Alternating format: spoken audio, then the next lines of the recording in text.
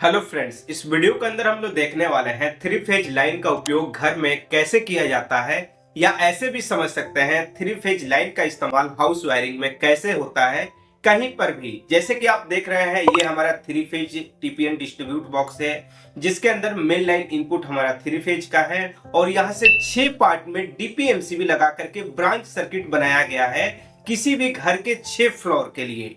ये 6 फ्लोर के लिए हम यहाँ पे बना रहे हैं। किसी घर की बिल्डिंग है, उसमें 6 फ्लोर है। हो सकता है आप किसी दुकान के लिए बना रहे हैं कि 6 पार्ट में आपका दुकान हो, या 6 किसी भी तरह के मेन बोर्ड के अंदर आप लाइन देना चाहते हैं यहाँ से ले जा करके, क्योंकि यहाँ पे इनपुट लाइन जो है वो थ्री फेज है और ब्रांच सर्किट है वो सिंगल फेज है। इसलिए क्योंकि किसी भी घर के अंदर जो भी उपकरण है इलेक्ट्रिकल वो सिंगल फेज के होते हैं, इसलिए थ्री फेज का यहाँ पे सर्किट को सिंगल फेज में कन्वर्ट करना है या बनाना है। अब इसके अंदर कनेक्शन कैसा होगा ये हम आपको दिखाएंगे। यहाँ पे कुछ चीजें आपको बता देते हैं। इसके अंदर मेन इनपुट पे हमने आइसोलेटर लगाया है। अगर आप एमसीबी लगाएंगे तो और बेटर हो सकता है, लेकिन आइसोलेटर लगाने के बाद हम एमसीबी लगाए हैं, इसलिए यहाँ पे आइसोलेटर हमने लगा दिया है। उसके बाद यहाँ पे 3 32 एम्पेयर की एमसीबी है डीपी, जो सर्किट के लिए है। इसमें एक एसपीएन है, 2 डीपी एमसीबी है। उसके बाद 2 हमारा 16 एम्पेयर की एमसीबी है डीपी और एक हमारा 25 एम्पेयर की डीपी है। यहाँ पे कहने का मतलब हमारा ये है एम्पेयर से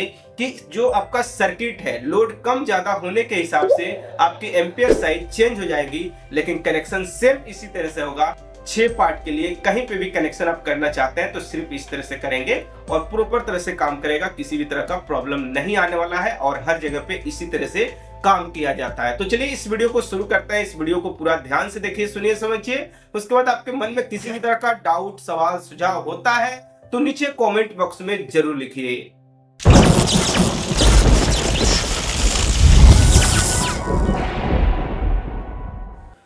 तो जैसे कि ये हमारा ब्रांच वायर है यानी सर्किट वायर है और नीचे ये थ्री फेज का मेन लाइन इनपुट है।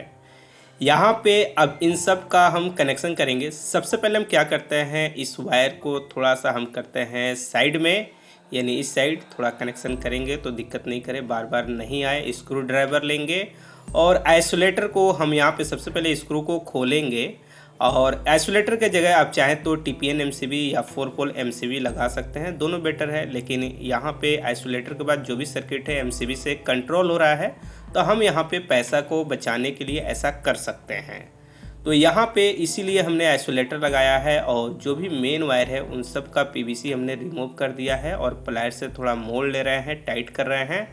अगर आप लगा दें थिम्बल तो ज़्यादा बेटर होगा। सबसे पहले न्यूट्रल लाइन यहाँ पे हम डाल करके कनेक्शन हम कर रहे हैं और इसके बाद हम यहाँ पे ब्लू फेज को कनेक्शन कर रहे हैं या बी फेज भी कह सकते हैं। उसके बाद हम यहाँ पे लेंगे येलो फेज का लाइन, यहाँ पे इनपुट हम कनेक्शन कर रहे हैं आइसोलेटर में।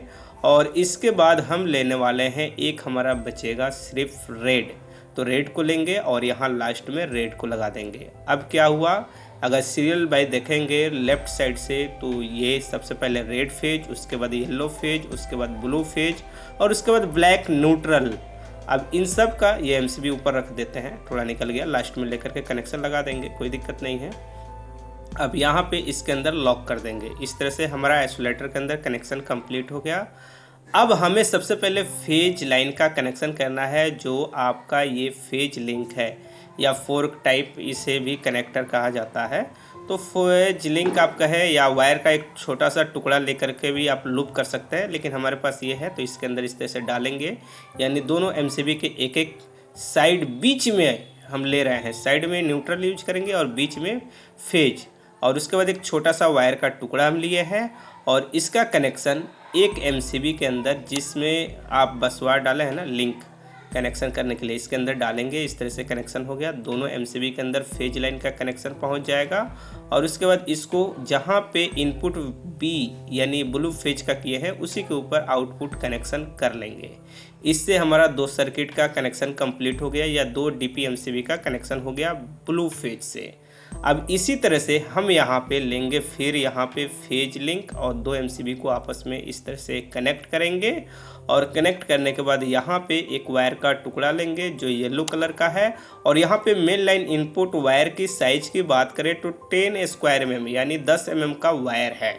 क्योंकि यहाँ पे लोड थोड़ा सा ज़्यादा है इसलिए। अब इसको हम क्या करेंगे, इसके अंदर प्रॉपर तरह से डालेंगे, स्क्रू ड्राइवर लेंगे और यहाँ पे इसका कनेक्शन फुल टाइट करेंगे, किसी भी तरह से लूज नहीं होना चाहिए।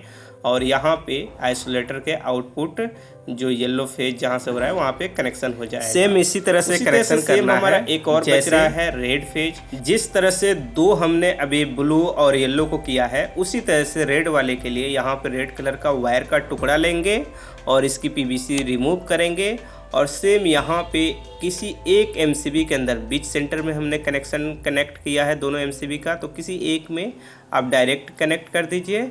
और इस तरह से पूरा कनेक्शन करने के बाद यानी स्क्रू फुल टाइट करने के बाद इस वायर को लेकर के आएंगे आइसोलेटर में और यहाँ पे हमारा रेड फेज आउटपुट होगा और यहाँ पे कनेक्शन कर देंगे। इस तरह से हमारा आइसोलेटर से डीपीएमसीबी के अंदर फेज लाइन हमारा कंप्लीट हुआ। अब यहाँ पे एक बात हमेशा ध्यान रहे, जिस सर्किट का न्यूट्रल फेज है वही इस्तेमाल करेंगे। ऐसा नहीं कि न्यूट्रल किसी और का फेज किसी और का, तो फिर वो गड़बड़ हो जाएगा। और डीपीएमसीबी में ये ध्यान देना होता है और हर वायर में मार्किंग है, हमारा टेप लगाया गया है, तो न्यूट्रल फेज कभी भी एक डीपीएमसीबी में जिसका फेज लगा रहे हैं उसका ही न्यूट्रल। अगर सिंगल पोल रहता तो आगे पीछे कोई चल सकता है, लेकिन इसमें नहीं चलेगा, इस बात का ध्यान रहे। और यहाँ पे न्यूट्रल फेज हमने डाल करके एक डीपीएमसीबी में कनेक्शन कर दिया है। सेम उसी तरह से दूसरा जो हमारा सर्किट है उसके सर्किट का वायर का पीवीसी रिमूव किए या कह सकते हैं वायर छील लिए और उसके बाद इसको लेंगे और यहाँ पे न्यूट्रल और उसके बाद फेज यहाँ पे इसके अंदर डालेंगे और यहाँ पे कनेक्शन कर लेंगे। तो यहाँ पे दो ब्रांच सर्किट का है या यहाँ से दो फ्लोर के लिए लाइन जा रहा है उसकी सर्किट का है, ब्लू फेज का या ब्लू लाइन का कंप्लीट हो गया। इसी तरह से अब हमें करना है येलो लाइन का। सिंपल है, डीपीएमसीबी में क्या होता है, न्यूट्रल फेज दोनों कंट्रोल होता है, तो दोनों का कनेक्शन यहाँ पे करेंगे। तो यहाँ पे ये एसपीएन एमसीबी है, तो न्यूट्रल जिस साइड आइसोलेटर है उसी साइड होगा और उसके बाद जिधर एमसीबी है उस साइड फेज लाइन का कनेक्शन होगा और इस तरह से यहाँ पे कनेक्शन हो जाएगा। अब यहाँ पे क्या करते हैं, दूसरा जो सर्किट है उसका भी कनेक्शन यहाँ पे कर लेते हैं। प्रॉपर तरह से इस बात को हमेशा ध्यान में रखते हुए कनेक्शन करना है कि जिस साइड न्यूट्रल होगा उसी साइड न्यूट्रल और जहाँ पे फेज आउट होगा वहीं पे फेज। अगर उल्टा करेंगे तो फिर जहाँ पे सर्किट का लाइन जा रहा है उल्टा जाना स्टार्ट हो जाएगा, इसलिए इस बात को ध्यान में रखते हुए सही तरह से फेज और न्यूट्रल लाइन का कनेक्शन करें। उसके बाद यहाँ पे हमारा बच रहा है सिर्फ रेड फेज। रेड फेज में भी सिंपल तरीका है, जिस तरह से दोनों को किए उसी तरह से करते हैं। तो चलिए यहाँ पे फटाफट, थोड़ा सा वीडियो फास्ट मोशन में है लेकिन हर चीज़ को आपको समझाते हुए बताते हुए यहाँ पे हम आगे बढ़ रहे हैं और आपको दिखा रहे हैं किस तरह से कनेक्शन हो रहा है।